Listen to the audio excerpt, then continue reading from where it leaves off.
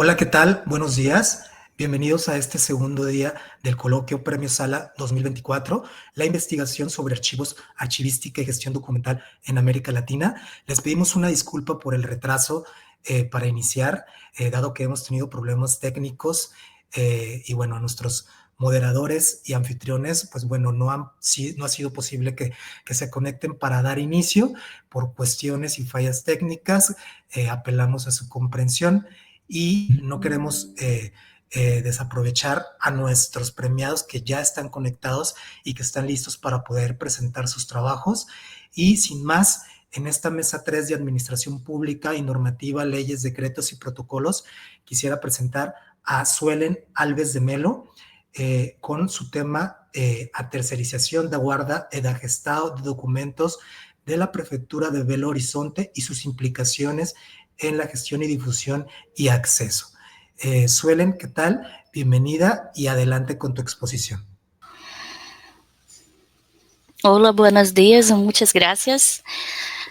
Eu vou apresentar em português, pero mis diapositivas estão em espanhol. Muitas graças. Bom, o título da minha tese é A Terceirização da Guarda e da Gestão de Documentos na Prefeitura de Belo Horizonte e as suas implicações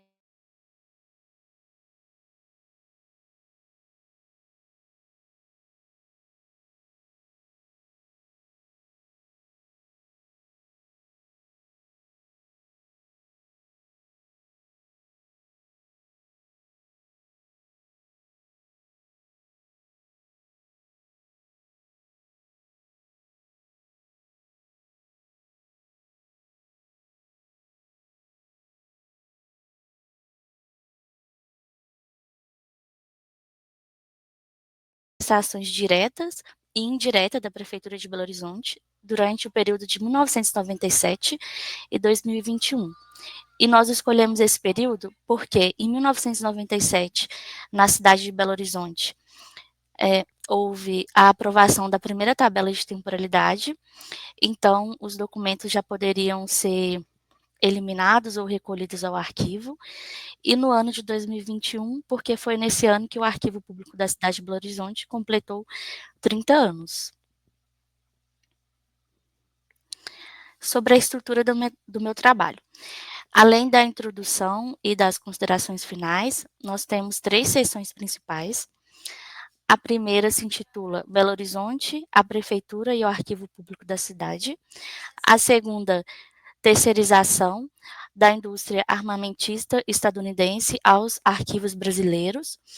E a última, onde eu apresento os dados, os resultados da pesquisa, se intitula Terceirização da Guarda e da Gestão de Documentos na Prefeitura de Belo Horizonte. Então, na minha pesquisa, além de recolher os contratos administrativos realizados no período entre 1997 e 2021, nós também verificamos se os órgãos da administração pública da cidade de Belo Horizonte utilizaram serviços de eliminação e recolhimento de documentos ao arquivo, para entender se esses órgãos que fazem a terceirização da guarda e da gestão, se eles têm feito a gestão de documentos, ou seja, se eles estão eliminando os documentos nos períodos indicados na tabela de temporalidade e recolhendo, para entender quais seriam as implicações da terceirização na gestão, na difusão e no acesso qualificado a esses documentos. E para recolher esses dados, nós utilizamos o Diário Oficial do Município de Belo Horizonte, que é onde a prefeitura, publica todas as licitações, tudo aquilo que é feito na prefeitura. Também utilizamos as solicitações de acesso à informação por meio da legislação que tem no Brasil e na cidade de Belo Horizonte, e os documentos que foram acumulados por essa coordenação de gestão de documentos no Arquivo Público da cidade de Belo Horizonte. Então, foi uma pesquisa documental. Aqui nessa apresentação, vocês estão me ouvindo?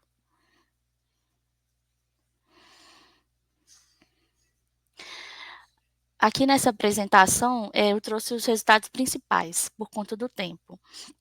Então, nós identificamos 57 contratos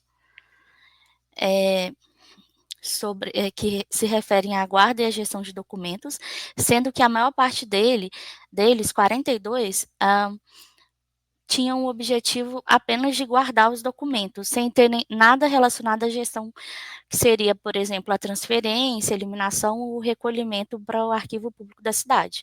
Simplesmente guardar, sem fazer a gestão. Além disso, em relação às implicações para a gestão, a difusão e o acesso, nós percebemos que fazendo a comparação desses órgãos que fazem a terceirização, a maior parte deles recolhem documentos ao arquivo público da cidade, porém, a frequência de eliminações é bem menor.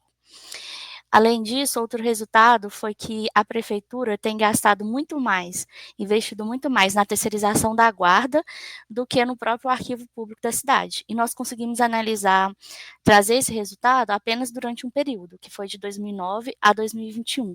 Foi o período que nós conseguimos coletar dados sobre a questão do dinheiro utilizado para a terceirização e para o arquivo público da cidade. Aqui, já finalizando a minha apresentação, eu entendo que no Brasil, com poucos entes federativos, né, poucas instituições, reconhecendo os arquivos como importantes e também com a ausência das políticas públicas arquivísticas no nosso país, além disso, com a ideia do Estado mínimo e das notícias falsas crescendo cada vez mais, isso tem ajudado ainda mais a questão da terceirização, e eu acredito que é justamente quando nós percebemos a importância dos arquivos, e não só percebemos, mas que há investimento para essas instituições, é que eles vão poder atuar em defesa aí, principalmente a defesa, né, e a permanência da democracia. Então, fazer esse trabalho, essa tese, foi muito importante, não só pela questão da pesquisa, de trazer todos esses resultados, mas também por uma questão de cidadania, para mim mesmo entender como que a minha cidade tem investido na questão da terceirização e também no arquivo público, e como que tudo isso, no final das contas, de certa forma ali, contribui na minha vida mesmo enquanto cidadã, né, na cidade, e principalmente em relação à transparência da informação, porque quando os documentos eles estão lá guardados nos depósitos dessas empresas, e sem gestão de documentos, não há transparência, mas sim opacidade, os documentos não são encontrados, as pessoas não conseguem ali ter seus direitos garantidos, e isso ajuda, né, auxilia ali com que sistemas de corrupção possam ser estendidos para o longo prazo. Então, eu finalizo aqui a minha apresentação dizendo que construir essa tese abriu diversas perspectivas em meu processo de formação como pesquisadora e cidadã. Sem dúvidas, um dos principais aprendizados foi comprovar, não apenas com alguns cliques na internet, mas com uma pesquisa sólida, que a terceirização da guarda e da gestão de documentos possui mais desvantagens do que vantagens para a administração pública e para a sociedade, e enfatizo a minha posição contrária a esse moderno, como dizem algumas pessoas, processo administrativo, e persisto em meu engajamento nas ações macro e micro em defesa dos arquivos públicos de minha cidade natal e país. Porque nós agimos tanto na questão macro, né, que seria se envolvendo mais na questão da política aí do município, mas também no dia a dia, né, falando com as pessoas próximas a nós sobre a importância dos arquivos, buscando ali informação junto à administração pública. Então, por isso que eu coloquei tanto as ações macro quanto micro. Então, por conta do tempo, não foi possível falar muito sobre o meu trabalho, mas eu quero agradecer aqui pela oportunidade de poder trazer alguns resultados. Também agradecer pela menção honrosa que a ALA concedeu ao meu trabalho, que foi muito importante para a difusão dessa pesquisa. E quem tiver mais interesse de conhecer sobre o trabalho, eu trouxe aqui esse QR Code, também o link onde está disponível o trabalho completo. Muito obrigada, muitas graças. Até logo.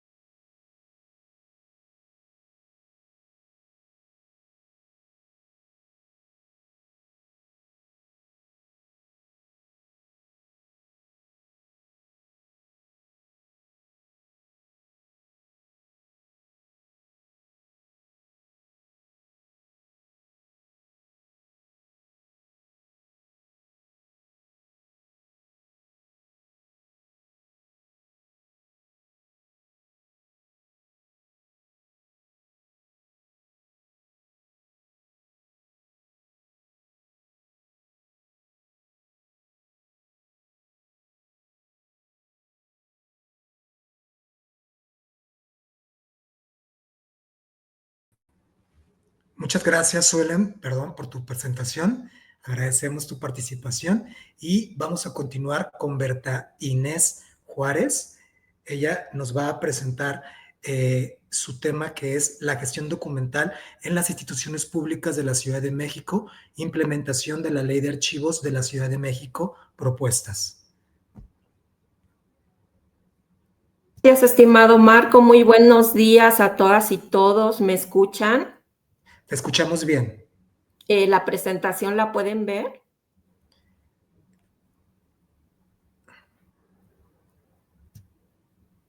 Ahora sí. Perfecto, muchas gracias. Pues buenos días a todas y todos. Les saludo desde la caótica pero maravillosa Ciudad de México. ¿Sabías que la Ciudad de México alberga uno de los archivos más importantes de América Latina? El Archivo Histórico de la Ciudad de México, Carlos de Sigüenza y Góngora, que resguarda más de 4 siglos de documentos fundamentales para la historia política, social y cultural del desarrollo de este país desde la época virreinal hasta el siglo XX. Este archivo se aloja en una antigua casona del siglo XVIII que se ubica en pleno centro histórico de la Ciudad de México, a tan solo unas cuadras del Zócalo capitalino. Bueno, esto solo es un dato interesante y relacionado con la temática que quise compartir con ustedes. Mi nombre es Berta Inés Juárez Lugo y agradezco la oportunidad de compartirles los principales hallazgos y propuestas derivados de mi trabajo de investigación titulado La gestión documental en las instituciones públicas de la Ciudad de México, implementación de la Ley de Archivos de la Ciudad de México, propuestas, con el que obtuve mi grado de maestría en el Instituto Politécnico Nacional y por el que obtuve mención honorífica en los premios ALA 2024. Soy originaria de la Ciudad de México, tengo 33 años de laborar en la administración pública mexicana, 26 de ellos en el ámbito federal y los últimos 7 en el ámbito local de esta Ciudad de México. Tengo aproximadamente 15 años de estudiar el tema de la gestión documental y en la práctica de implementarlo en algunas instituciones. Estos últimos 7 años he seguido estudiando el tema, pero ahora en su interrelación con la transparencia y 2 derechos fundamentales, el de acceso a la información y el de protección de datos personales. Como actualmente una de mis funciones laborales es impartir cursos, uno de ellos precisamente en materia de organización de archivos de manera específica en la Ciudad de México, es donde nace mi interés por realizar esta investigación en materia archivística en las instituciones públicas de esta ciudad. Esta investigación parte del siguiente supuesto, que al final se confirma. La Ley de Archivos de la Ciudad de México, publicada en noviembre de 2020, no ha sido implementada de manera integral en las instituciones públicas de esta ciudad. Esto ha derivado en un manejo desarticulado de los archivos, con vacíos normativos, operativos y estructurales que obstaculizan la consolidación de una política archivística efectiva en la ciudad. Entre los principales hallazgos de mi investigación destaco los siguientes. 1. Falta de homogeneidad de los procesos de gestión documental, incluso entre instituciones sujetas a las mismas disposiciones, por ejemplo, entre alcaldías o entre secretarías. 2. Confusión conceptual sobre el sistema de archivos, el CIA, que en muchos casos se reduce erróneamente tan solo a la designación de responsables de los distintos archivos al interior de las instituciones, que incluso en la gran mayoría esta función es una más de otras sustantivas que realizan las personas en cumplimiento a lo establecido en los perfiles de sus puestos de trabajo. 3. Déficit normativo interno, ya que la mayoría de las instituciones no cuenta con reglamentos o manuales propios en la materia. 4. Creación y uso deficiente de instrumentos de control y consulta, principalmente el catálogo de disposición documental o en algunos países llamadas tablas de retención, los cuales no derivan de análisis funcionales adecuados, lo que impide una gestión documental eficaz. 5, escaso conocimiento e implementación del Programa Anual de Desarrollo Archivístico, el PADA. Y 6, ausencia de auditorías archivísticas institucionales, que actualmente dependen exclusivamente de los órganos de control interno y que en muchos casos nunca se ha realizado alguna. A partir de este diagnóstico, propongo una serie de medidas estratégicas para avanzar en la implementación efectiva de la Ley de Archivos en la Ciudad de México, entre las cuales destacan, en primer lugar, y como propuesta central de esta investigación, la creación del Archivo General de la Ciudad de México como un ente autónomo técnico-administrativo que centralice, regule y dé seguimiento a la gestión documental de todos los sujetos obligados. Como segunda propuesta, la instalación del Sistema de Archivos de la Ciudad de México, como la red de coordinación entre los sistemas institucionales de archivo, los CIAS, y el Archivo General de la Ciudad de México. La tercera es la elaboración de un diagnóstico integral de gestión documental en todas las instituciones públicas de la Ciudad de México, dividido por sectores y sustentado en reactivos basados en la ley.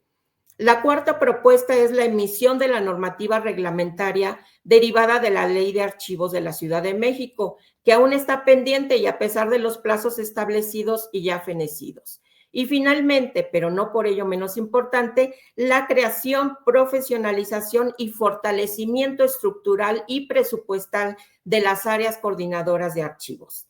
En la investigación, estas propuestas no solo se abordan de manera enunciativa, sino que se desarrollan con gran detalle, desde su diagnóstico y hasta su implementación. Aquí, por cuestiones de tiempo, solo lo menciono a grandes rasgos. Estas acciones no solo permitirán dar cumplimiento a la legislación vigente, sino también sentar las bases para una verdadera cultura archivística en la Ciudad de México. En este punto es importante mencionar lo siguiente: el hecho de que no se cuente con un archivo general de la Ciudad de México no quiere decir que no se esté trabajando y avanzando en esta materia. Hay 3 instituciones en la Ciudad de México que se encuentran actualmente realizando cada una lo correspondiente a sus facultades. En primer lugar, tenemos a la Secretaría de Administración y Finanzas, que regula gran parte de esta temática a través de la Subsecretaría de Capital Humano y Administración.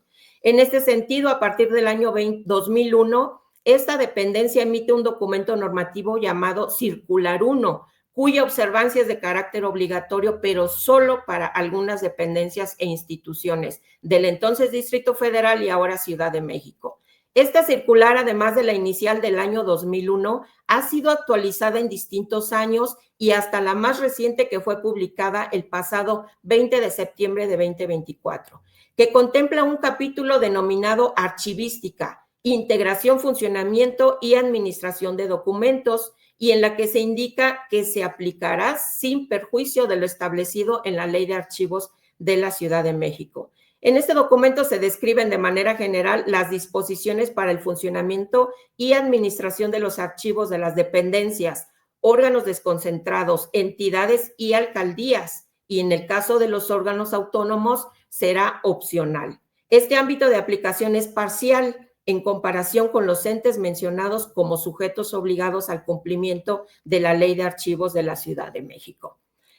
También encontramos a la Secretaría de Cultura de la Ciudad de México, que como parte de su estructura orgánica cuenta con la Dirección General de Patrimonio Histórico, Artístico y Cultural, que a su vez cuenta con la Dirección del Archivo Histórico de la Ciudad de México, cuya labor es organizar, conservar, administrar, describir y divulgar el patrimonio documental de la Ciudad de México, el cual data del año 1524 y pervive hasta nuestros días. Actualmente este archivo histórico resguarda en sus 6 repositorios documentación que abarca aproximadamente 4 kilómetros lineales de distintos fondos. En ese sentido, se puede apreciar que esta dependencia atiende solamente la parte correspondiente al Archivo Histórico de la Ciudad de México.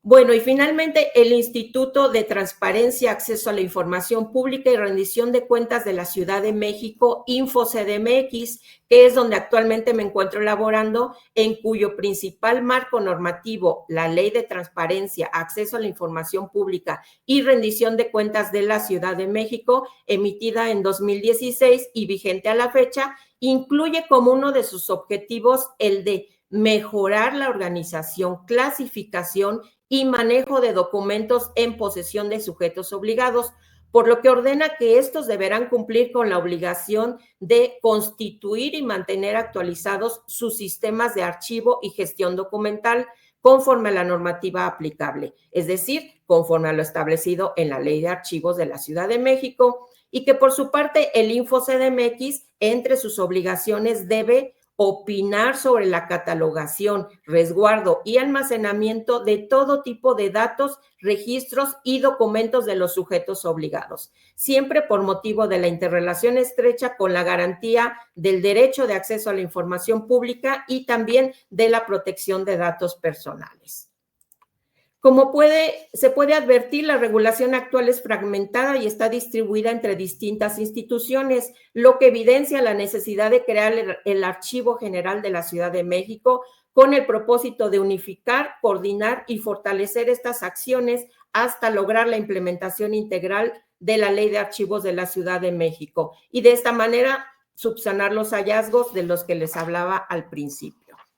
El fin último que se persigue con la presente investigación es caminar hacia el logro de uno de los objetivos para el que fue creada la Ley de Archivos de la Ciudad de México, que es promover el uso de métodos y técnicas archivísticas homogéneas encaminadas al desarrollo de los sistemas institucionales de archivos que garanticen la organización, conservación, disponibilidad, integridad y accesibilidad de los documentos de archivo que poseen las instituciones. Y al final de cuentas, ¿para qué? No solo es implementar la ley para dar cumplimiento, sino el fin último es para contribuir a la eficiencia y eficacia de la administración pública, la correcta gestión gubernamental y el avance institucional siempre en pro de los ciudadanos y el avance democrático de la ciudad. A la larga es a lo que tenemos que llegar y espero estar aún para poder verlo. Es cuanto, agradezco el favor de su atención. Muchísimas gracias.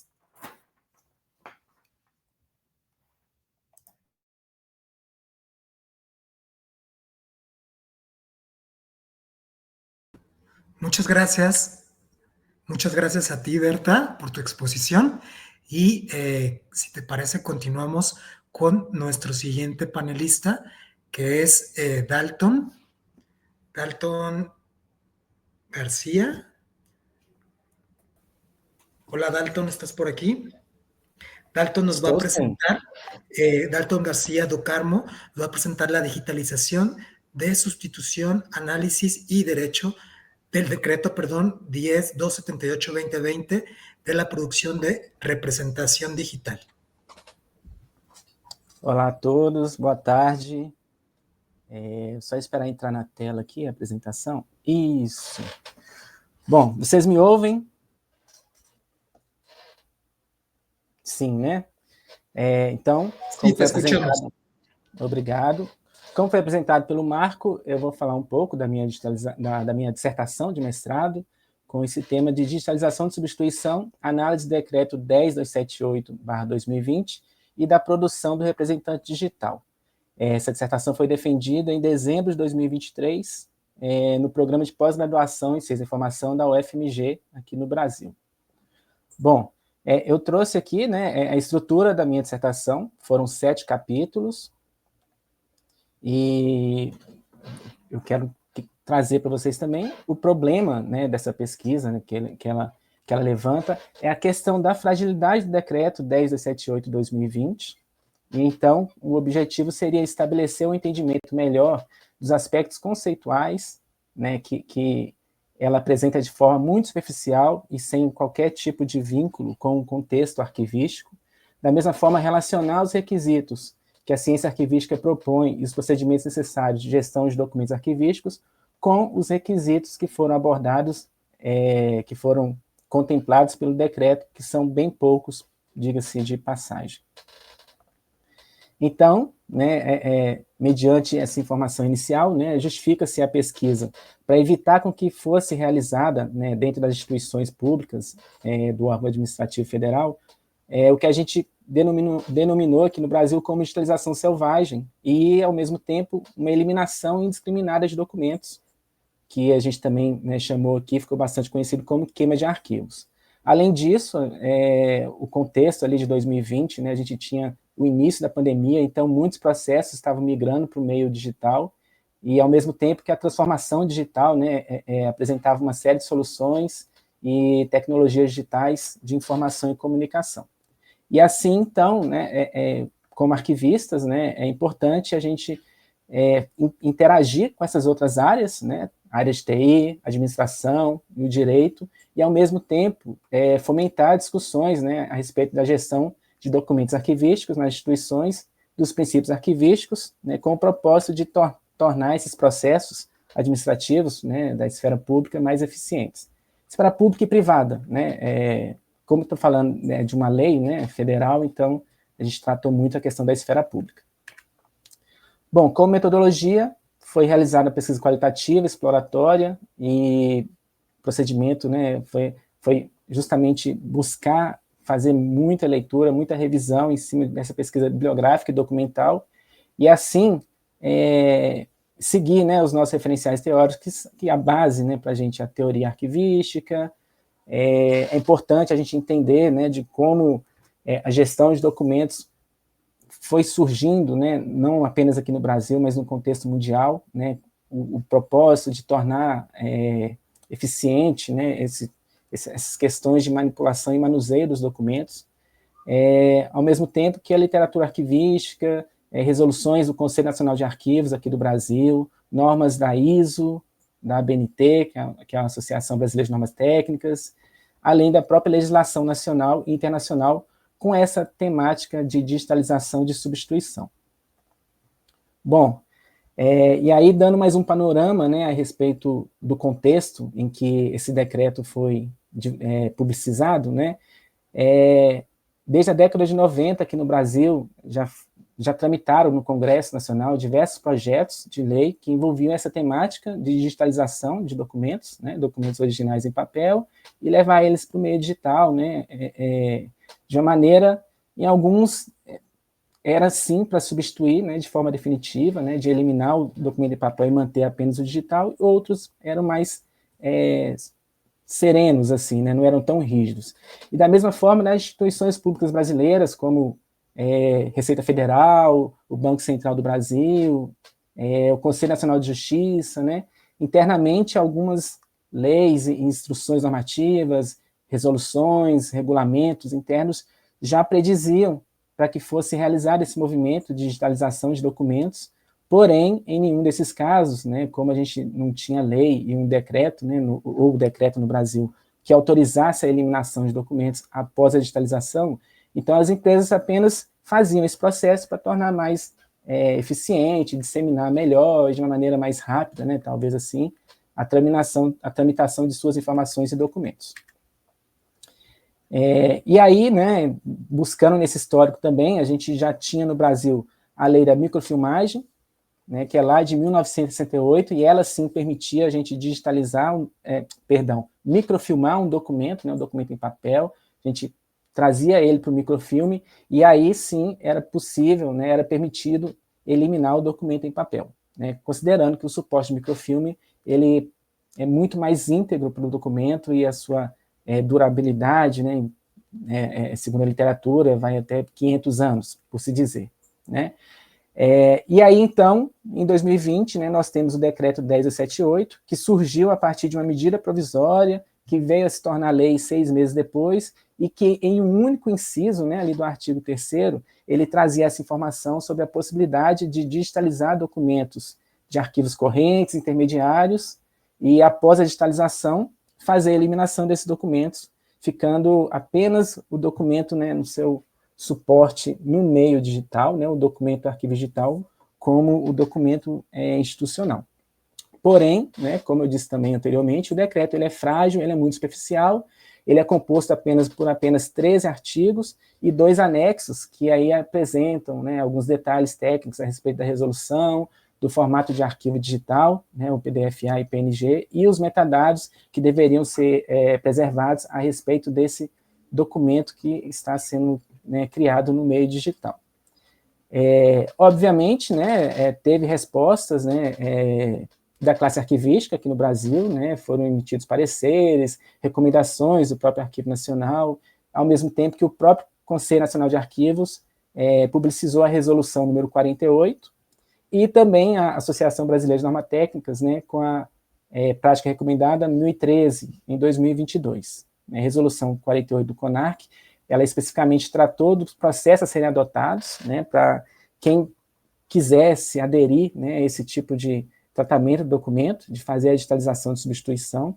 Então, a Resolução 48, ela traz um fluxo, né, com esse processo, traz recomendações, né, a respeito da presunção de autenticidade, do ambiente onde é feito, de quem está realizando esse processo de digitalização, e além de também questionar a questão do uso das assinaturas digitais, né, que são pontos relevantes, já com um olhar para o contexto arquivístico, né, mas que o decreto não trouxe no seu texto. Da mesma forma, né, a prática recomendada da BNT, ela destaca os riscos da digitalização de substituição, também traz uma metodologia de operação, né, para quem pretende fazer, né, essa mudança do suporte, e um detalhe maior também a respeito da qualidade da imagem que é capturada, né? Então, quando a gente traz o documento do papel para o meio digital, a ABNT também apresentou algumas características técnicas para que fosse possível continuamente, né, ter acesso e visualizar esse documento corretamente. E então, né, abordando aí alguns aspectos do decreto, o que ele não trouxe, né, no seu texto, né, então a gente tem primeiro a preocupação com a assinatura digital. Assinatura digital, reconhecidamente, é um meio de autenticação, né, ela sozinha, ela não garante, ela não presume a autenticidade de um documento. E outro ponto que o decreto não trouxe por exemplo, né, aqui no Brasil nós temos aí, desde 2001, a política, né, ICP Brasil como a instituição responsável por emitir assinatura digital, e diversos perfis de assinaturas digitais. No nosso caso, no contexto arquivístico, deveriam ser adotadas referências para arquivamento, né, que é essa que está em destaque, né, em relação à assinatura digital, que ela contempla uma série maior de requisitos que vão garantir a preservação do documento no meio digital por um longo tempo, inclusive a sua assinatura. E, ao mesmo tempo, a gente pensar em assinatura digital, a gente tem que pensar também no certificado ao qual ela está vinculada. E o decreto também não trouxe nenhuma questão, nenhuma abordagem sobre esse assunto. Da mesma forma, o decreto ele apenas distingue, né, uma série de documentos, seja documentos textuais, para serem salvos em formato PDF, e quando se tratar de mapas e fotos, a gente poderia salvar, né, esse documento que está sendo criado, o representante digital, em formato PNG, o que é muito pouco e até contradiz outras resoluções que existem, né, aqui no Brasil em relação ao tratamento, à digitalização de documentos para caráter de preservação a longo prazo. E aí, propriamente falando, o decreto apenas apresenta como requisito o PDF, e esquece que o PDF existem, né, diversos padrões de PDF, né, e no nosso caso, o recomendável é o padrão PDF-A, que por sua vez também tem uma série de versões e de níveis de conformidade que interferem diretamente, mais uma vez, né, na questão do acesso ao documento a longo prazo. Por exemplo, a gente pensar na assinatura digital, necessariamente a gente precisa que seja produzido um representante digital, um documento no meio digital, no padrão PDF-A3, que é o qual vai permitir ali o uso correto da assinatura digital, né, no padrão PADS. E aí tem outros detalhes, mas o tempo é curto, que eu não vou conseguir apresentar aqui para vocês. Então, vamos dar sequência aqui. A mesma situação acontece em relação aos metadados, né? Metadados são essenciais para a questão de interoperabilidade, né, de documentos, ao mesmo tempo que ele também traz informações, né, da sua integridade, e também permite identificar quem editou, quem não editou, né, a questão de rastreabilidade e auditabilidade do documento. O decreto, quando ele apresenta a obrigatoriedade de apenas 13 metadados, fica muito fácil, né, de se construir um documento, e ao mesmo tempo o documento arquivístico no meio digital, ele não vai contemplar todas as informações necessárias e as informações que também eram pertinentes ao documento original em papel que estaria sendo substituído, né? Então, só por exemplo, né, o decreto define 13 metadados, o decreto 10/17/2020, por sua vez a resolução 31 do CONARC fala em 19 metadados, a resolução mínimo, né, no mínimo 19 metadados. Essa resolução ela é específica para documentos de caráter permanente, tá, que são digitalizados, né, a fim de acesso e disseminação, e não permite também que em nenhum momento se substitua essa cópia digital do documento, né, ela tenha um caráter superior ao documento em papel. O documento em papel precisa também ser preservado e mantido. A ABNT PR 1013, ela fala em 19 metadados, e aqui no Brasil nós temos o EARC, né, que é um modelo de sistemas informatizados, gestão de arquivos de documentos, que é o SIGAD, que ele contempla um ambiente onde a gente vai fazer a gestão de documentos, independente do seu suporte, microfilme, papel ou meio digital, que ele em si, né, ele orienta para que a gente esteja atento a um número maior de metadados, né, aqui eu coloquei 59, se eu não me engano. Bom, dando sequência, a questão de armazenamento e preservação, o decreto também não aborda, né, de que adianta a gente digitalizar um documento e a gente vai guardar ele aonde, né? Então, às vezes, instituições podem ver, né, a questão da digitalização como uma questão muito efetiva, né, para a gente eliminar a massa de documentos, né, a massa de documentos acumulados, né, às vezes são muitas caixas, né, que estão ali sem tratamento, mas também, se a gente não tiver uma abordagem melhor quanto à gestão de documentos, aonde a gente vai armazenar e quanto à preservação desses documentos, a gente vai ter o mesmo cenário no ambiente digital. Então, né, o decreto aí não fala sobre repositórios digitais confiáveis arquivísticos, né, então, ele incentiva, né, talvez assim, de certo ponto, que seja feita a migração, ele autoriza, né, ele permite essa autorização, mas ele não fala em como a gente trata, né, após essa migração para o meio digital, quais tratamentos que a gente tem que dar para esse documento, devido à sua, né, tamanha importância, né, por se tratar de um documento arquivístico. Ao mesmo tempo, a questão da validade jurídica, né, então a gente procurou fazer uma consulta em outros países, na Austrália, no Canadá, na Itália e no Chile, né. A Austrália, efetivamente, é um caso, né, interessante, porque ela não garante em si, né, a assinatura digital como fator preponderante para a autenticação de documento e o meio, o ambiente tecnológico em si, mas ela fala, inclusive, de todo o contexto onde está essa mídia, né, esses HDs que estão ali agora suportando um documento, né, então é necessário que exista também tratativas de gestão desse ambiente em torno ao ambiente tecnológico, ao ambiente digital. Bom, e aí, caminhando para a finalização, né, dessa apresentação, infelizmente, né, o nosso prognóstico apresenta a questão dos riscos de ser feita essa digitalização de substituição. Primeiro, a gente migrar, né, sair da massa acumulada no papel para a massa acumulada no ambiente digital.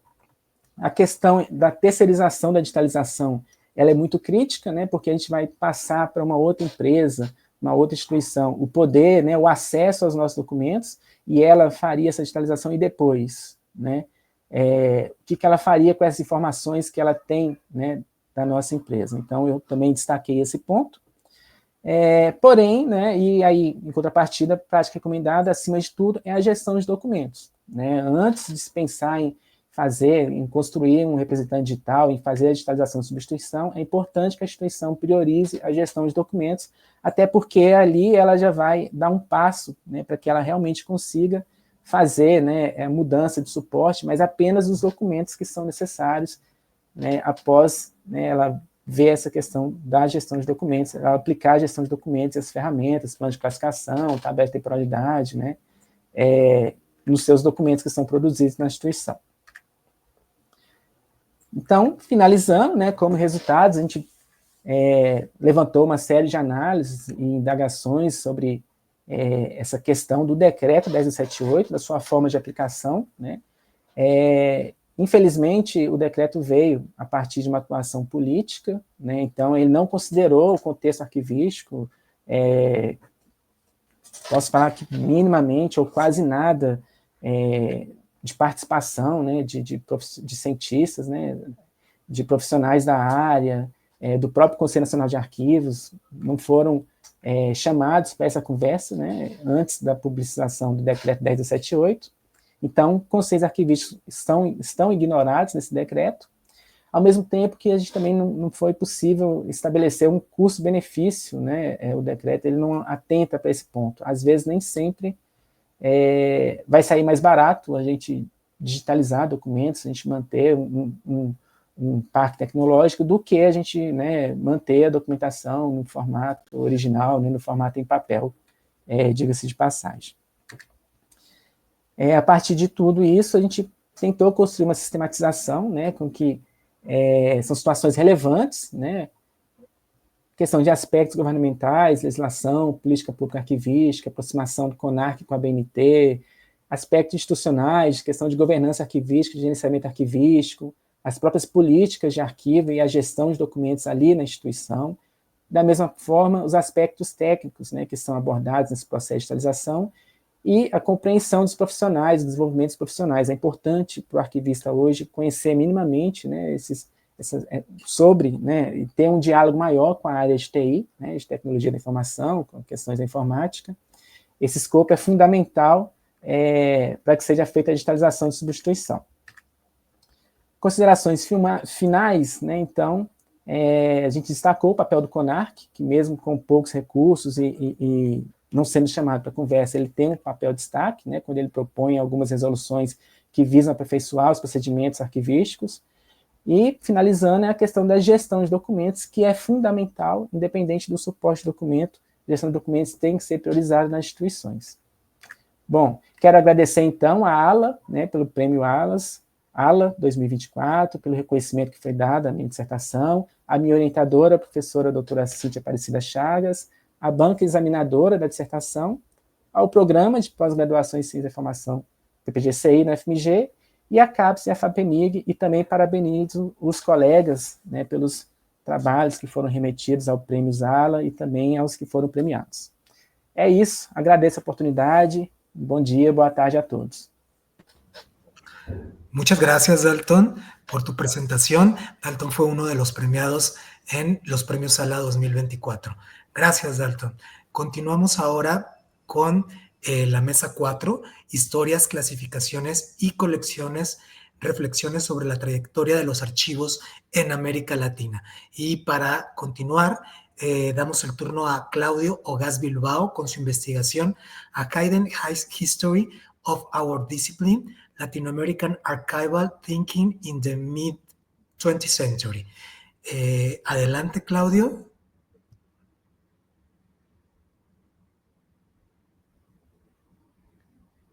Tu micrófono, por favor. Ahora sí, se escucha bien. Te escuchamos. Ya, adelante. muchas gracias, Marco. Bueno, hola a todas y todos. Quiero aprovechar estos 10 minutos para motivar la lectura de este artículo y ojalá también fomentar más estudios. Para ello voy a enfocarme en 4 temas. Voy a compartir algunos aspectos de su contenido, explicar las motivaciones políticas y académicas de por qué se escribió este artículo, luego las dificultades de su publicación en una revista inglesa y finalmente las limitaciones y por consiguiente las nuevas rutas de investigación que se abren para estudiar nuestro pasado profesional latinoamericano. Es un profundo honor recibir este reconocimiento de los premios ALA 2024. No lo entiendo como un logro individual, sino como una potente señal de que algo está cambiando y que existe un creciente interés por rescatar nuestra historia disciplinar, por mirar críticamente nuestra tradición archivística latinoamericana y principalmente por ampliar el mapa epistemológico desde donde pensamos los archivos en América Latina. Este artículo se origina de las clases de archivística latinoamericana realizadas entre 2021 y 2024 en el Diplomado de Archivística de la Universidad de Chile y el Archivo Nacional. El texto nace de una necesidad clara, la de construir una genealogía crítica de nuestro pensamiento archivístico y comenzar también progresivamente un proceso de descolonización de nuestro imaginario. No se trata de esbozar una cronología institucional o efectuar una biografía de próceres o precursores de la archivística, sino que proponer una historia holística, colectiva, situada y transnacional. Una historia que recupera voces y discusiones que incluso hoy, entre 50 a 70 años después, siguen siendo profundamente actuales. ¿Qué pensaron los archivistas latinoamericanos en los años 60 y 70? ¿Cómo reflexionaron sobre su rol, sus condiciones y su vínculo con el Estado y con la ciudadanía? Entre 1961 y 1976, una serie de seminarios organizados por la Fundación Rockefeller, la OEA, el ICA y la UNESCO reunieron a los directores de archivos nacionales de América Latina. Estos eventos fueron verdaderos espacios de formación, articulación y promoción de un pensamiento archivístico latinoamericano.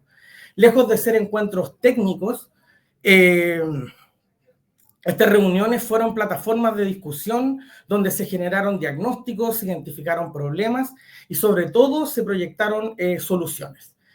En ello se fue gestando una idea tan potente como actual. Los archivos no podían seguir siendo simples depósitos del pasado. Al contrario, debían convertirse en instrumentos de gobierno. Los seminarios también fueron un espacio de denuncia a un problema que aquejaba a los archivos nacionales: el abandono y la despreocupación estatal. Este asunto se expresaba en escasos presupuestos, falta de legislación, de personal y de infraestructura adecuada.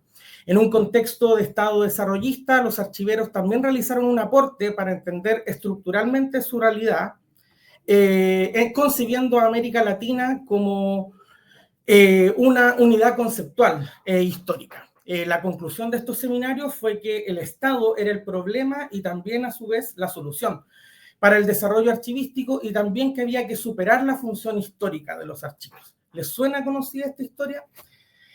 José Honorio Rodríguez, director del Archivo Nacional de Brasil, lo expresó con claridad al afirmar que quería convertir el archivo en un arsenal de la administración. Esto lo decía en un informe de 1959 llamado A Situación do Arquivo Nacional, realizado un año después de entrar al cargo y después de leerse las memorias institucionales desde 1838 hasta 1958, cuando él entró al cargo. Antes que cualquier teórico actual, Rodríguez se preocupó por el derecho de acceso a la información y la función archivística de los archivos. Para él, los archivos nacionales se degradaban, se estancaban y no progresaban cuando se anteponía la función histórica a la función administrativa. Gunnar Mendoza, desde Bolivia, nos llamaba a la acción. No debemos esperar sentados quietamente en nuestros escritorios a que llegue la hora de los archivos, nos decía. En Archival Underdevelopment in Latin America, un artículo de 1965 publicado en The American Archivist, en inglés, proponía una reforma archivística latinoamericana y un programa de trabajo. El objetivo era estudiar nuestros problemas para proponer las mejores soluciones. Su tesis era que el subdesarrollo archivístico era el resultado del subdesarrollo económico del continente. Idea propuesta 2 años antes del texto fundante de la teoría de la dependencia de 1967. Para él, los archivos no solo eran el reflejo de la institución, sino que el reflejo del estado material y espiritual de la sociedad.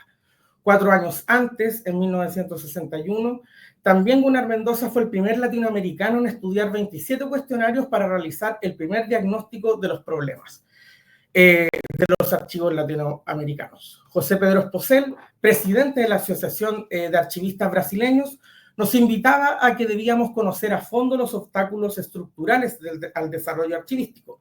Culpaba también a los gobiernos sucesivos de Brasil en transformar a los archivos en primos pobres. Estas voces no son menores, fueron fundacionales para crear una historia intelectual de nuestra disciplina que hoy podemos y debemos recuperar. Hasta el momento, quienes han estudiado los seminarios no habían analizado comparativamente los informes finales, ni tampoco analizado los textos, reportes o artículos de algunos de sus asistentes. Esa era la laguna que se buscaba llenar también con este artículo. Esta tradición ha sido ignorada, eclipsada y considerada secundaria, no solo en la academia anglosajona, sino que también entre archivistas latinoamericanos. Parte de esto se debe a lo que debemos llamar, sin eufemismos, un cierto malinchismo archivístico, es decir, una admiración excesiva y acrítica por lo extranjero, por el discurso archivístico anglosajón y el canon europeo que ha dificultado ver y valorar ideas, conceptos, prácticas y experiencias nuestras, de nuestra América, como decía José Martí. No se trata de rechazar lo foráneo, ni tampoco reconocer sus aportes, pero sí se trata de descentrar la mirada, de salir de la periferia epistémica y de reconocernos como productores de pensamiento archivístico y no solo como consumidores de teoría extranjera. Esta es la imagen que se proyecta en nuestra escasa bibliografía. Diversos autores han visto nuestra historia archivística compuesta por fases en que estamos influenciados sucesivamente por paradigmas extranjeros. mientras que otros destacan la influencia de España como si fuera una herencia colonial eterna que nos define hasta hoy, y también sobrevaloran, sin dar mayores evidencias, el impacto de las ideas de Schellenberg durante los años 50 y 60. En este artículo trabajé con los informes de los seminarios de 1961, 1972 y 1976. Estas fuentes las considero como testimonios colectivos del pensamiento archivístico latinoamericano. Al igual como lo hizo Luis Oporto hace unos días, estoy trabajando también para publicar estas fuentes y que todas las nuevas generaciones las activen y conozcan. Textos como la Declaración de Principios de 1961 y la Carta de los Archivos Americanos de 1972 no solo ofrecen diagnósticos, sino que articulan una verdadera utopía archivística regional, una archivópolis, en la que el Estado asume su rol como garante del desarrollo archivístico y el pueblo se reconoce explícitamente como el dueño legítimo de los archivos públicos. Estas ideas, que hoy vinculamos a la noción de activismo archivístico o del paradigma postcustodial, ya estaban presentes en nuestros autores, aunque con otro lenguaje. Y allí creo que entran en el valor político de este rescate y esta sistematización. Al iluminar estas experiencias, no solo recuperamos memoria profesional, sino que alimentamos debates del presente y construimos un futuro en que los archivistas somos activistas y parte activa también de la ciudadanía. En contextos en que la archivística es una lucha diaria, como en América Latina, estas ideas además tienen un poder transformador. Quiero ser honesto también con las dificultades. La mayor no fue escribir el artículo, sino que convencer a interlocutores del mundo anglosajón de que esta historia merecía ser contada, que nuestras reuniones regionales son tan dignas de análisis como los congresos del International Council on Archives, que nuestras voces son valiosas incluso cuando no se escriben en inglés. Si bien el artículo fue aceptado con mediana rapidez, convencer al mundo editorial que esta historia tenía valor no fue fácil. Mostrar que también aquí pensamos y que pensamos con el corazón, con la historia, con nuestro cuerpo. Porque en América Latina pensamos los archivos, los sentimos como heridas abiertas, como herramientas políticas, como horizontes posibles. Por eso, este premio tiene un doble valor para mí. Celebra un contenido, pero también abre un espacio, podríamos decir, material y simbólico para su circulación. Lo que alguna vez fue marginal puede también ocupar el centro. Este trabajo, como les decía al comienzo, tiene límites. No se conocen, por ejemplo, las agendas y el interés de las organizaciones internacionales para organizar estos eventos y por qué les interesaba reunir a los y conocer la opinión de los directores de archivos nacionales de la época, ni tampoco conocemos los debates previos, solo tenemos los informes finales. Pero sí me pone contento de que puede ser un punto de partida y sobre todo una invitación a que más colegas se animen a investigar, a cruzar documentos, a narrar lo que todavía no ha sido contado, porque esta es una historia aún en construcción y necesitamos muchas voces y muchas manos para seguir escribiendo nuestra historia. El próximo paso es evidente. Necesitamos una genealogía intelectual de los archivos en América Latina que no se construya sobre héroes aislados, sino sobre redes de colaboración y solidaridad.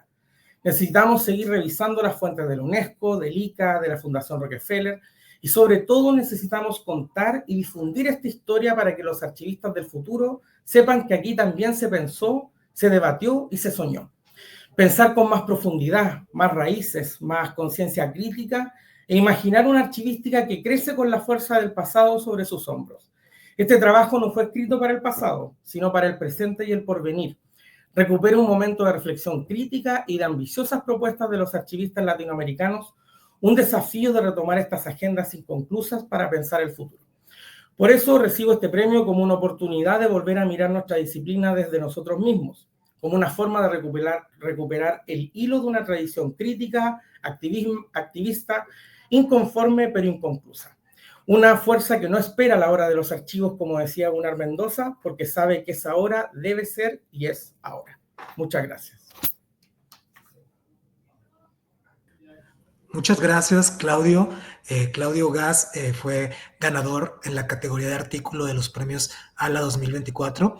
Te agradecemos el espacio que tuviste para presentar tu proyecto y enhorabuena, Claudio. Muchas gracias, Marco. Y también felicitaciones al resto de los ganadores. Muchas gracias. Bueno, continuamos con la presentación de Leonardo Cisterna Zamora con el tema Construcción Estatal de los Archivos en Chile, Soberanía Política, Prácticas Archivísticas y Necesidades Historiográficas 1830-1954.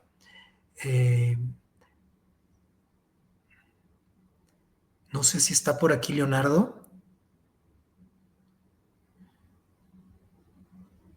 Bueno, estaba por aquí conectado, creo que tiene un problema técnico, pero para no demorar con la continuidad de las presentaciones, vamos a continuar con Alfonso Rubio Hernández, el archivo, símbolo y orden de la escritura fundacional.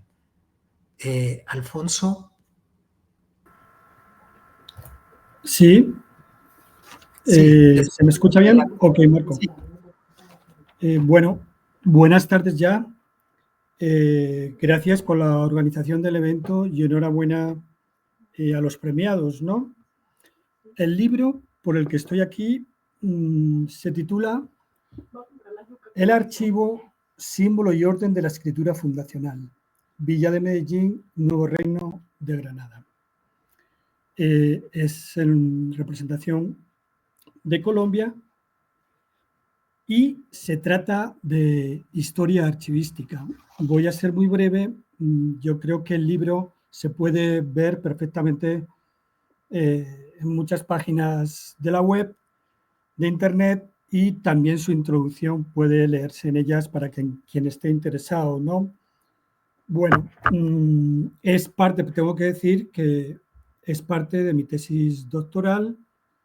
Esta sería como la mitad de la tesis y la otra mitad ya hace ya muchos años salió publicada con el título de Los escribanos de la Villa de Medellín, la representación de un oficio en la escritura de su archivo, 1675, desde que se funda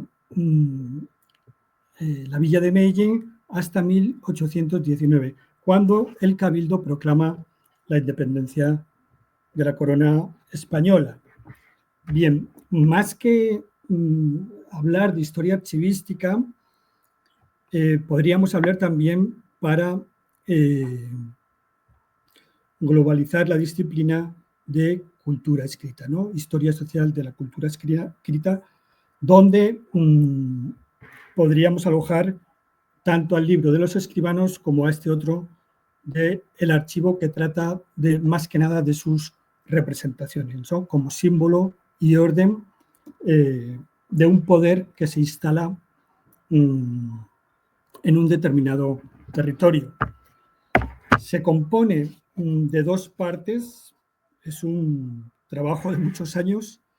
La primera parte se titula El archivo y la lógica del poder, ordenar para controlar. Para hacernos una idea sencilla, pues leo los apartados. Esta primera parte trae los capítulos de Geopolítica del archivo, la fundación de un nuevo orden, el arca de tres llaves, secreto, símbolo y orden. Y el tercero, archivo y burocracia de élites en los cabildos. La segunda parte se titula El archivo, recurso institucional y poder práctico. Sus capítulos son el arca de tres llaves, antecedentes históricos, la imposición del castellano, la lengua de los documentos, un vehículo de poder, el documento escrito, registro de control burocrático, y el último de los capítulos se titula La ley en el archivo, representaciones de poder. Bien, para finalizar, puedo leer, que también podemos hacerlo todos en las páginas virtuales, puedo leer la reseña que se hizo del libro. La conciencia de la necesidad de la escritura y de su archivo es una característica de las administraciones del Estado moderno, que los considera consecuencia necesaria e instrumentos imprescindibles de su desarrollo. El archivo, símbolo y orden de la escritura fundacional, el libro por el que estoy aquí, como sabéis, toma como modelo el funcionamiento administrativo de la Villa de Medellín en el nuevo Reino de Granada para comprender la naturaleza institucional del archivo de los cabildos desde sus prácticas documentales y sus significados simbólicos, asociados a estrategias de dominación espacial y a ritos institucionales que legitimaban el ejercicio del poder. En un periodo histórico en el que la monarquía española aumentaba la producción de los dispositivos legislativos y los registros de control y orden social, el archivo se convertía en una verdadera representación de quien lo regía. Muchas gracias y vuelvo a repetir, a dar mi enhorabuena a todos los premiados. Muchas gracias a ti, Alfonso, por participar en esa convocatoria de Premio Sala y bueno, merecido reconocimiento también por tu trabajo. Gracias, Alfonso. Gracias, Marco. Y bueno, vamos a continuar y continuamos con Malena Masitelli y Teresa Seifel con su proyecto, su tema, guardar, archivar y coleccionar mapas antiguos, trayectorias en la conformación de mapotecas, 2 casos en Chile y Argentina.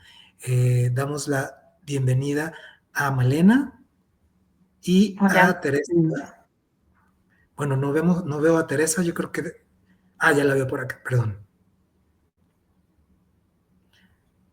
Adelante, por favor. Bueno, buenos días a todas y a todos. En primer lugar, agradezco las ponencias anteriores, han sido muy sugerentes para ampliar nuestra investigación. Me presento, soy Malena Masitelli Mastriquio, investigadora de CONICET, y la investigación que voy a presentar fue realizada de manera conjunta con la doctora Alejandra Vega de la Universidad de Chile, quien nos está siguiendo por Facebook porque no podía escuchar por este canal, y la doctora Teresa Seifel, que me acompaña de la Universidad Nacional de La Plata. Nuestro trabajo y nuestras autorías responden a un orden alfabético y no jerárquico. En segundo lugar, queremos agradecer a la Asociación Latinoamericana de Archivos por la invitación y la participación de este coloquio. Y por último, también agradecemos, por lo cual estamos muy emocionadas, por la mención honorífica que recibimos por nuestro trabajo que se llama Guardar, Archivar y Coleccionar Mapas Antiguos, Trayectorias en la Conformación de Mapotecas, 2 casos en Argentina y Chile. Trabajo que surge porque tanto mis colegas como yo venimos del campo interdisciplinario de la historia de la cartografía, y es desde allí donde surgió nuestro interés y motivación por pensar los procesos de constitución de las colecciones con las que trabajamos habitualmente, por la incidencia que esas colecciones suelen tener en el trabajo que desarrollamos habitualmente. La investigación dio por resultado el texto que mencioné y que fue escrita de manera colectiva. A dúo, cada una de nosotras era varias y en total éramos muchos, dice Deleuze y Guattari en las primeras líneas de Mil Mesetas. Creemos que lo que nos unió fue la curiosidad del guardado, de los mapas antiguos y las diferentes génesis que están detrás de los archivos y las colecciones. Cuando comenzamos a mirar las trayectorias que están detrás de la constitución de los archivos y las colecciones, nos dimos cuenta que en un tiempo relativamente breve había cambiado la valorización del material cartográfico y por lo tanto cambiaron también las prácticas de guardados a las que el material cartográfico era sometido. Y a partir de esta constatación decidimos revisar la noción de antiguo que posicionó como una dimensión clave e inició en la formación de 2 acervos cartográficos analizados. Para ello tomamos 2 casos de estudios: la colección cartográfica de la Sala Luis Medina de la Biblioteca Nacional de Chile, cuyos inicios nos remiten al último diseño del siglo XIX, y el archivo del Departamento de Investigaciones Históricas y Cartográficas provincia de Buenos Aires, conocido como Archivo de Geodesia, que corresponde a una institución de la primera mitad del siglo XX, pero que tiene su acervo origen en la primera mitad del siglo XIX. Como partimos de entender que los archiveros dan forma y modifican de manera muy significativa la manera de guardar, es que nos centramos en destacar cómo esta colección y este archivo están personificados con dos figuras de dos sujetos peculiares con diferentes trayectorias. El primero de ellos es José Toribio Medina y el segundo, el español radicado en la Argentina, José María Prado. En el caso de José Toribio Medina, quien es reconocido como bibliófilo y coleccionista, el guardado de mapas fue algo secundario en en su labor historiográfica. Fue más bien el corolario de sus viajes como intelectual. Fue esta práctica de guardado que Medina realizó durante 1870 y 1920 lo que permitió conformar la colección que hoy lleva su nombre. Su trabajo se enmarca en el contexto histórico específico de la historia chilena, la reivindicación del territorio nacional. Medina comenzó su colección de mapas anotando los títulos de dichos mapas que encontraba referentes al territorio de Chile durante sus viajes y publicó en 1889 el ensayo de una mapoteca chilena, o sea, de una colección de títulos de los mapas, planos y visitas relativas a Chile, arreglados cronológicamente con una introducción histórica acerca de la geografía y cartografía del país.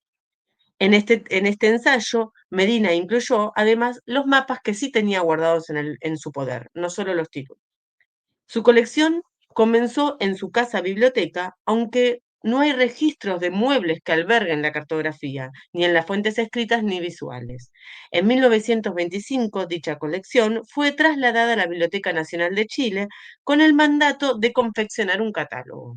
Este catálogo se publicó en 1926 como un simple apunte a los efectos de consulta en sala, según él mismo sentenció. En el catálogo, Medina hace referencia solo a los mapas que él tenía y ya no a la lista de mapas que hacían referente al territorio chileno. También deja de lado los mapas que formaban parte de compendios de libros, pero sí anota los atlas. Es interesante destacar que Medina incluye mapas considerados en su momento como actualizados, ya que él mismo creía que los mapas dejarían tarde o temprano de serlo. Pero para contar la historia cartográfica de Chile había que guardar mapas incluso contemporáneos. Esta colección consta de 2.200 mapas que pueden encontrarse en la sala de Medina de la Biblioteca Nacional y que junto con la mapoteca del Archivo Nacional chileno concentran el patrimonio cartográfico de Chile. El otro caso que queremos presentar es el del que corresponde al Departamento de Investigaciones Históricas o la Dirección de Geodesia, el Archivo de Geodesia, como se lo conoce habitualmente, y que la conformación de este archivo es muy diferente a la conformación de la colección Medina. En primer lugar, porque se conformó a partir del sedimento del trabajo de los técnicos de la institución. En segundo lugar, la conformación del archivo histórico responde a un contexto de expansión estatal con orientación populista y redistributiva. El archivo de geodesia no nace de la voluntad de reunir mapas patrimoniales, sino del interés de los técnicos que se propusieron revalorizar desde una mirada histórica los materiales que se habían venido acumulando. Uno de estos técnicos fue José María Prado, quien llegó al archivo no como historiador ni como intelectual, sino que lo hace por su trabajo administrativo, más específicamente como cadete, y una de sus funciones era ordenar el archivo una vez por semana. El origen de este acervo cartográfico data de 1826, cuando se conformó el Departamento Topográfico de la provincia de Buenos Aires. En ese momento, el Estado, hoy provincial, no conocía el estado de las tierras de la provincia y dispuso que los ingenieros que la medían debían dejar una copia de la mensura en el archivo administrativo del departamento. Esta normativa se mantuvo a lo largo de los años y llegó a conformarse un archivo con 20.000 mapas de diversas escalas y soportes. La información de este archivo era legalmente sensible sobre la tenencia de la tierra y, de hecho, su consulta debía estar aprobada por un juez. Y los únicos autorizados a ingresar a este archivo administrativo era el jefe de topografía y el archivero cargo que en algún momento tuvo Prado años más tarde. En 1932 el archivo fue declarado gratuito y de libre acceso, pues el carácter histórico sobrepasó al legal. Las mensuras comenzaron a estar desactualizadas técnica y nominalmente. Por un tiempo, este material quedó arrumbado en los depósitos de la institución, y fue obra de Prado, cual guardián, quien recuperó el material, conformó catálogos y se supo instalar en las instituciones cartográficas nacionales como un historiador, papel que le fue reconocido al final de su trayectoria. Incluso fue Prado quien, junto al Centro Argentino de Cartografía, conformado en 1955, establecieron la fecha de creación del archivo como efeméride para el Día Nacional de la Cartografía en la Argentina. Hemos marcado las diferencias entre la colección y el archivo de Medina, de Medina y de Prado, pero como conclusión nos gustaría marcar las similitudes que comparten. Una de ellas es que en ambos casos la constitución de los archivos son el resultado de prácticas no planificadas. Medina como colorario de sus viajes y Prado como técnico que pretendió visualizar materiales que estaban destinados a ser abandonados. En segundo lugar, ambos querían contar una historia, uno de la institución y otro del territorio chileno. Gracias.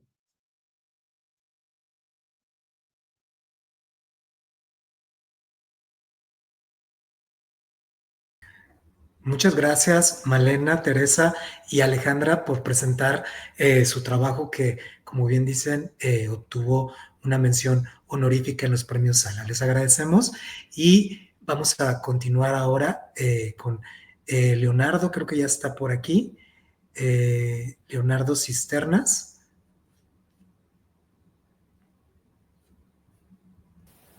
Leonardo, ¿me escuchas? Sí, lo escucho bien. Creo que tu presentación no está cargada. ¿Las pudieras volver a cargar, de favor? Ya. Ahí está, ¿no? Ahí está ya. Ya. Ahora sí, Leonardo. Justo se desconectó cuando me tocaba presentar, pero ahora estoy conectado del teléfono, así que no hay problema.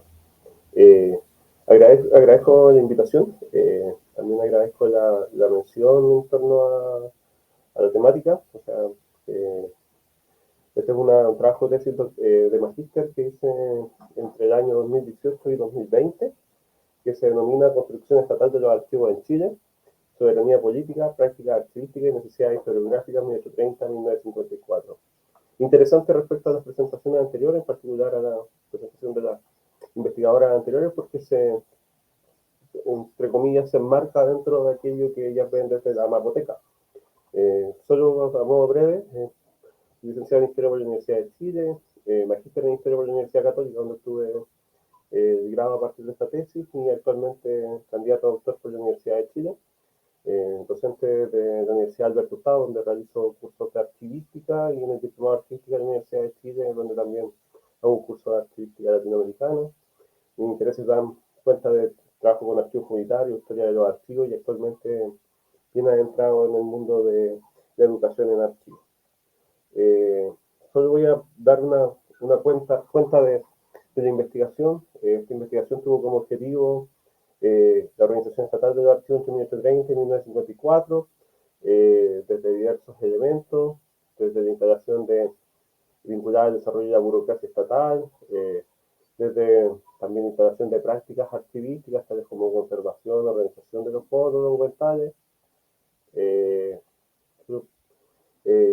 Interesante la investigación, puesto que trata de dialogar con investigaciones tanto que se han hecho en México como que se han hecho en Argentina o en Bolivia sobre historia de los archivos. En Chile es una temática reciente, o sea, reciente en el contexto en que la hizo, y ya han salido más investigaciones. Se visualizan fondos documentales comunes, que es interesante, como cuando uno piensa cómo hacer una historia, un poco lo hace el grupo de historia de los archivos y la archivística, con investigadores de gran trayectoria en diversos países: Uruguay, México, Argentina y Brasil. Entonces, pero son fondos documentales comunes, que están visualizando, que son los archivos de los archivos, como vamos a ver un poquito más adelante. Y discusión con referentes internacionales en torno a lógicas de poder, como también se presentaba Alfonso Rubio recientemente, y finalidades de los archivos. Y también como referencias conceptuales en torno a la archivística, archivo y práctica artística. Creo que este trabajo casi siempre lo he presentado más en el mundo de los historiadores, historiadoras, más que en el mundo de la archivística, así que es interesante las discusiones que hay en torno a la archivística más que un recorrido historiográfico. Entonces, yo lo que proponía en la tesis es que el archivo no es solo un problema historiográfico y patrimonial, como se tiende a ver normalmente, sino que también está al servicio de la administración pública y de la historiografía, que tiene una triple función, recoger, custodiar y servir, como bien señala la literatura. Las fuentes utilizadas partieron desde la sección manuscritos de la Biblioteca Nacional, en donde Medina dialoga bastante respecto a la investigación anterior, pero también desde el Archivo General del Gobierno, que es el primer archivo administrativo, uno de los primeros archivos administrativos que se genera, desde el archivo del Archivo Nacional, donde revisé el Archivo Histórico Nacional y el Archivo Nacional, desde legislaciones, desde decretos y leyes, de prensa, que hay referencia a ciertos hitos, pero no necesariamente a procesos, y desde memorias, documentos historiográficos, estos mismos índices como que se mostraba de Medina, que son fuentes muy fragmentarias.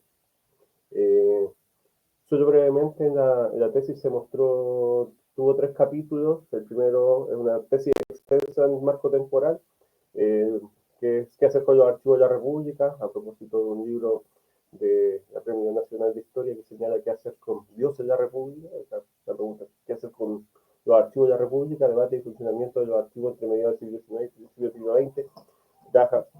Y se presentan archivos judiciales, archivos ministeriales, archivos municipales, la disputa que hay entre el centro y la periferia, que se va a dar también en distintas partes de América Latina. En parte esto representa un poco eso.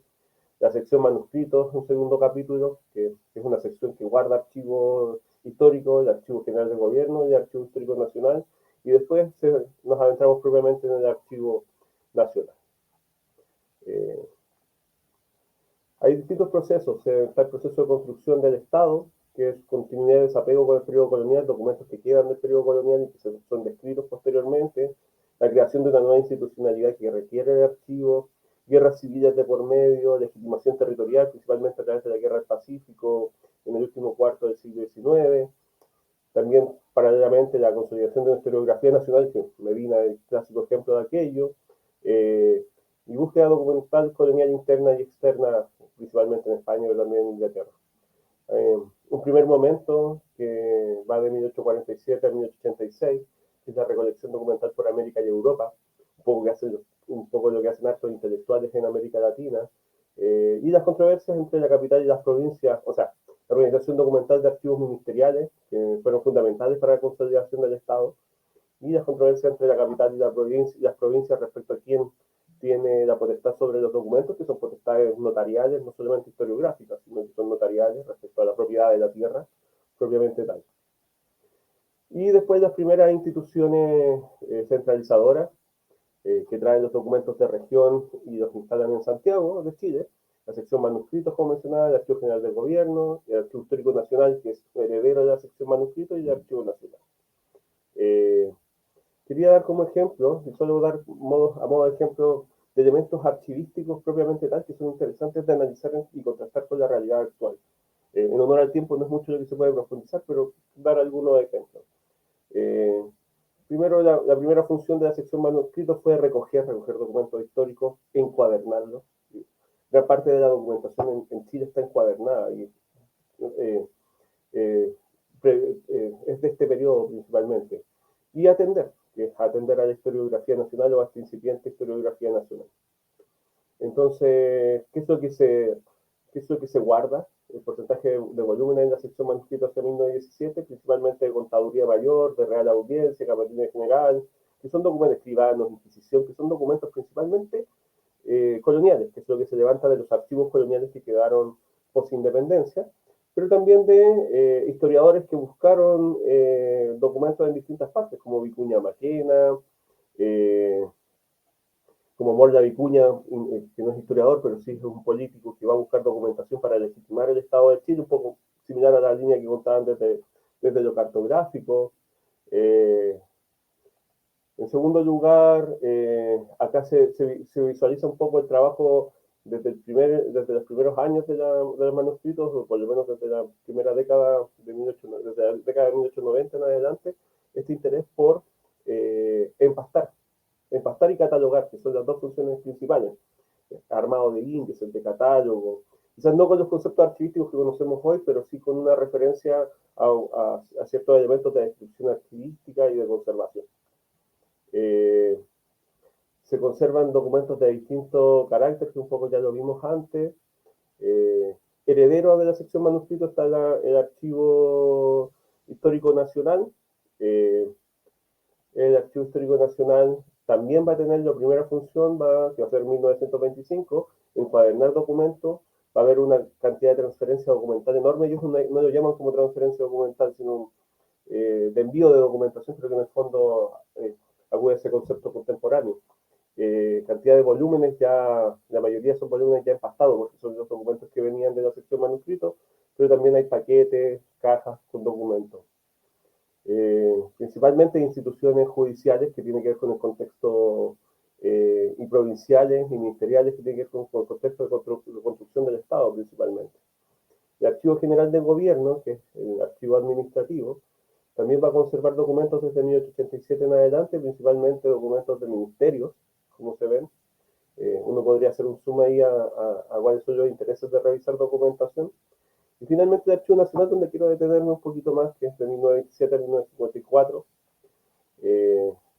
Un elemento interesante es que son las funciones que cumplen: armados de inventario, estudio y clasificación, dar copia, servicios a funcionarios públicos.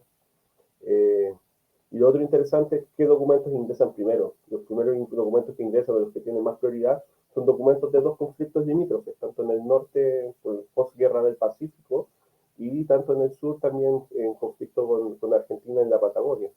Entonces son los documentos que interesan al Estado chileno, en el fondo, los que ingresan.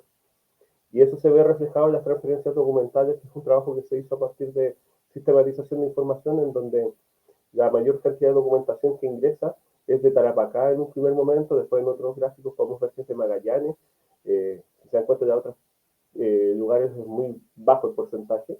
Y al mismo tiempo son documentos notariales y judiciales, que son los que permiten legitimar el territorio.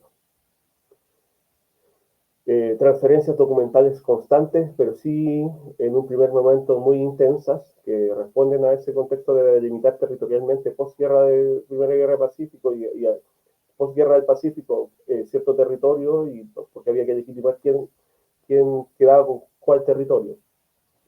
Y los medios de transporte se trasladaron en correo, en tren, en barco.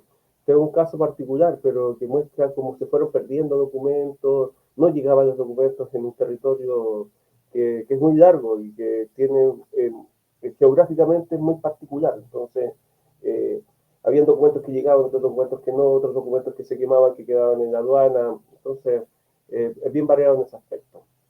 Pues, a modo de cierre, yo creo que permite pensar la realidad artística actual, qué y cómo se conservó, y nos permite entender por qué el archivo está tal como tal. Más en un contexto en que hoy día se crean archivos regionales en Chile. Más en el contexto que este año se cumplen 100 años del Archivo Histórico Nacional, en 2 años más se cumplen 100 años del Archivo Nacional.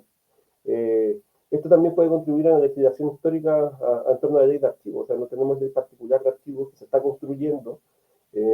Y también nos invita a pensar a qué construir, a qué conservar en el futuro. O sea, pensando que lo que se conserva es la documentación del Estado, y también se conserva la documentación histórica de grandes personajes, que no lo abordamos acá, pero que en la tesis se puede ver con detalle.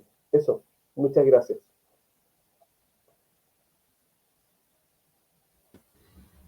Muchas gracias a ti, Leonardo, por presentar tu proyecto, tu investigación, que fue reconocida en los premios Sala. Gracias, Leonardo.